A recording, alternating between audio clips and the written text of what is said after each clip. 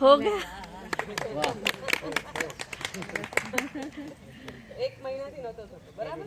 આજે થઈ ગયો કેટલી વાર લાગી 2 મિનિટ પણ નથી થઈ એક્યુપ્રેશર નું આ હવે તમે હાથ આવી રીતે થોડાક રિલેક્સ કરી દો એટલે તમને પાછું ના થાય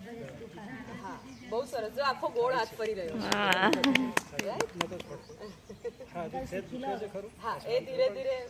2-4 વખત આપવું પડે મારે હા અત્યારે ના દે ભાઈ હા ઘરે કરજો